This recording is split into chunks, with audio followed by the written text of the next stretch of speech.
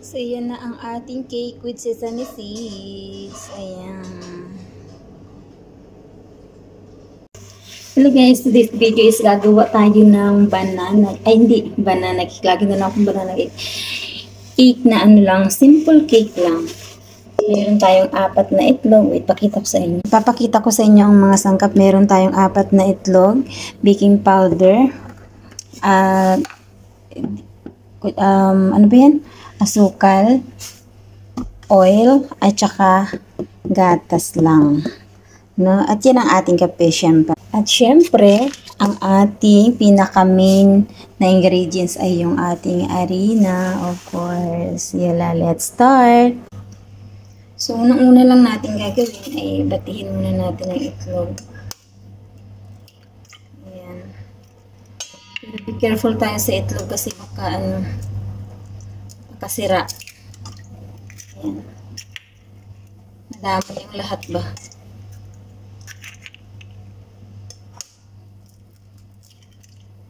Apat lang. Actually, 6 yan siya pero pinaapat ko lang.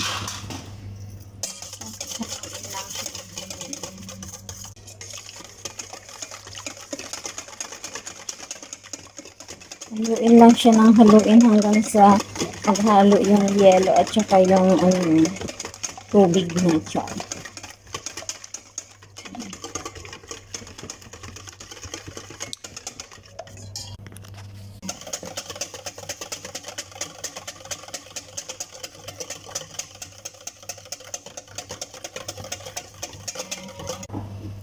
So, yung asukal natin na yan. 1½ cup din. 1½ cup ang asukal natin halo din. Tapos kapag kinakain siya, dapat yung may kasamang chai or kape kayo. 1½ cup siya ang sugar natin. 1½ cup. Ganun lang, hindi masyadong puno. Tapos half pa. Yan, half. Natin siya.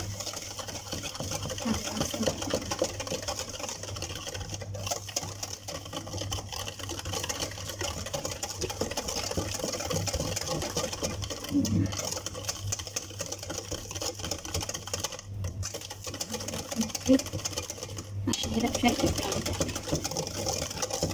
Pero syempre ang oven natin ay nakainit na. Open na ang ating oven. Ng 150 na ang kanyang heat. Sa ilalim lang hawak muna sa taas. Ilalim lang muna. 1½ yun ang ating all-purpose flour.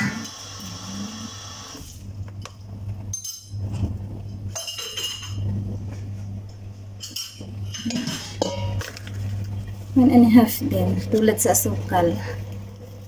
Ito din.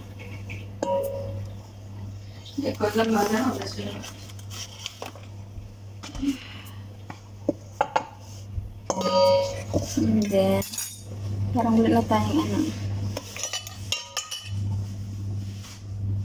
Tapos, isang ganito. Isang baking powder. 1 tablespoon baking powder, pero wala na lang.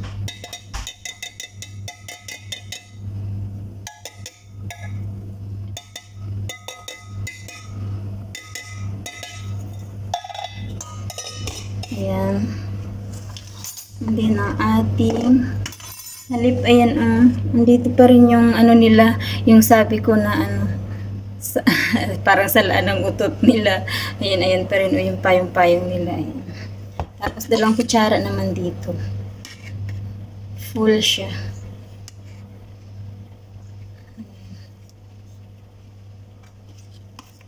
Full. And then, ang oil natin, hindi naman sa'yo kung pupunuin mo, diba? Ang oil natin ay 1 cup dito. Ayan. 1 cup siya dito.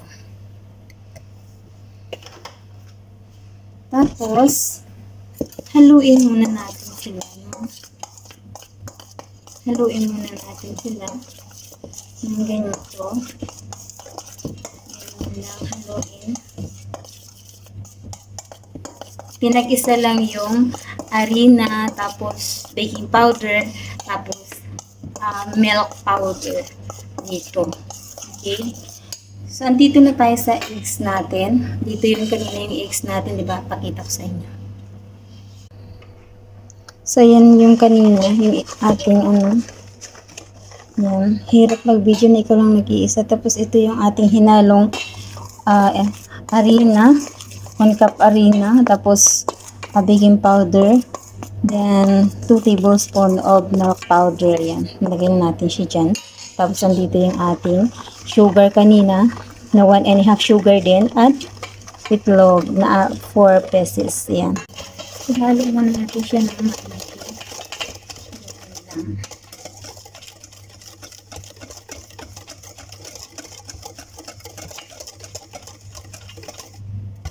Oil, 1/2 cup of oil. Ayan. Ihalo na natin siya. Ihalo siya ng ihalo. Para matuloy yung sugar.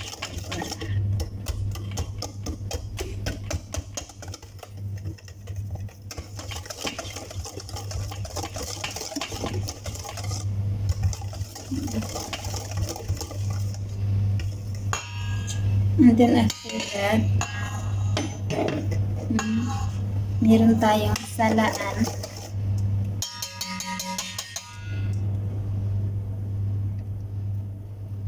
Meron tayong salaan. Yan. Sasala natin ngayon itong ating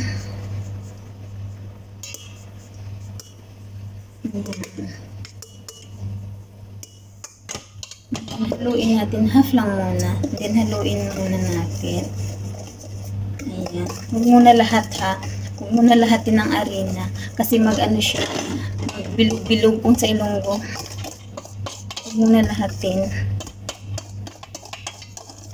Para hindi siya magbilog-bilog.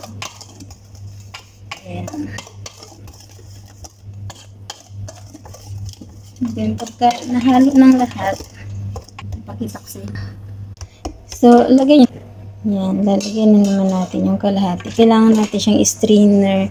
Yan, para pumino ang pasok niya sa ating gimix na itlog at sugar. Yan. At, ganyanin lang. Tingnan mo, may mga bilog-bilog siya, diba? Nakikita, o yan. Nakikita sa ano na may bilog-bilog. Yan. And then, haluin na natin ng pakonti-konti. Para hindi matapunan ng inyong mukha, haluin lang siya ng pakonti-konti. Yan. Diba? Yan. At lalagyan natin ng pangtilang. Pasmado pang kamay ko. Pabango natin.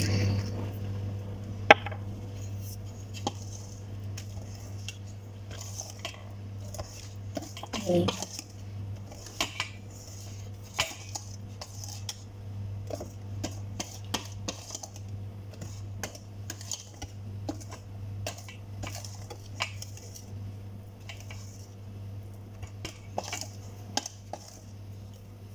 Tapos na tayo maghalo. Ano yan?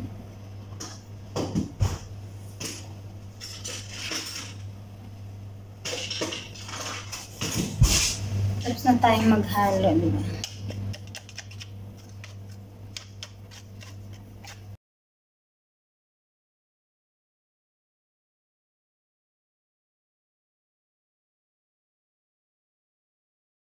Powder, konti lang. Para huwag siya masyadong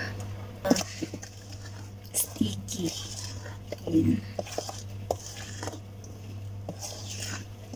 Hindi, haluin lang siya ng haluin.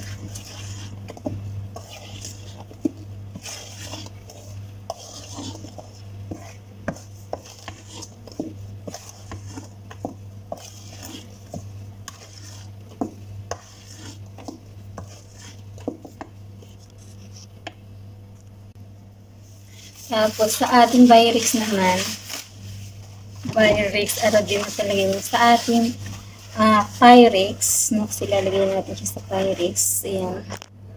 Against the light ako eh. Hindi ako nakikita. So, ayan ang ating Pyrex.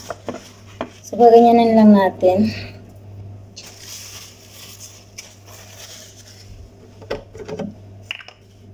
Lagay ko ng konting oil dito para hindi dumikit ang ating cake mamaya. Ayan.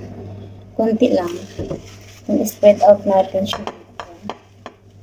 Ayan. Spread out lang natin. Ayan. May harina. Ayan. Ayan. Konting harina lang.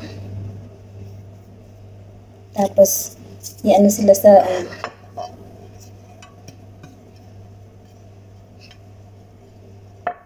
hindi siya magalaw. So, ganyan nyo na lang ng Kleenex. Ganyan nyo na lang ng Kleenex.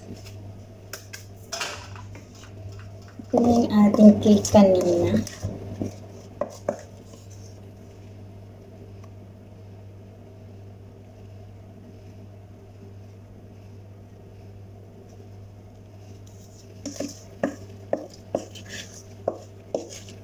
Ayan na ang ating cake kanina.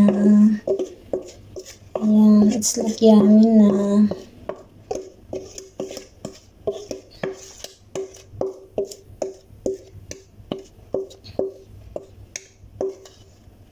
Tapos, depende sa inyo kung anong mga idadagdag ninyo, itapping sa inyo. Ganun, toppings, lagyan nyo din ng pan-toppings niya. Ganun. Lagyan siya ng pan-toppings.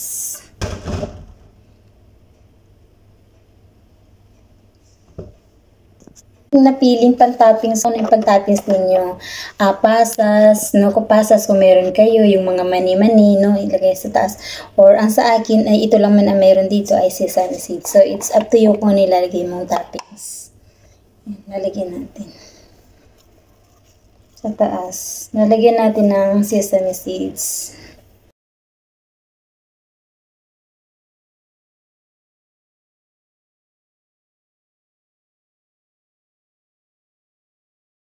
Sa ating oven. Bibidyo ay habang ano.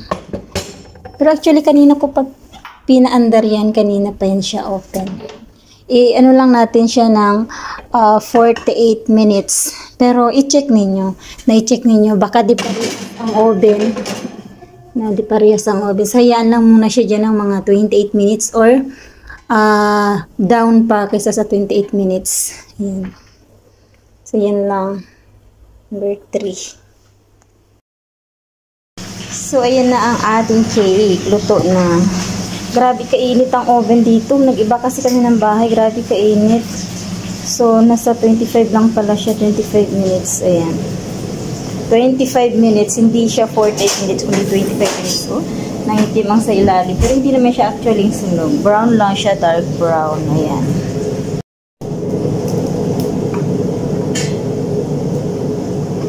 Slice na natin.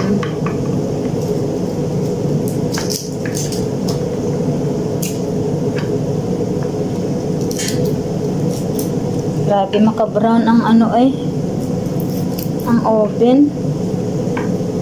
Titingnan nga natin kung sunog. Actually, 45 minutes to 45 minutes to 48 minutes. Grabe, makakun ang oven.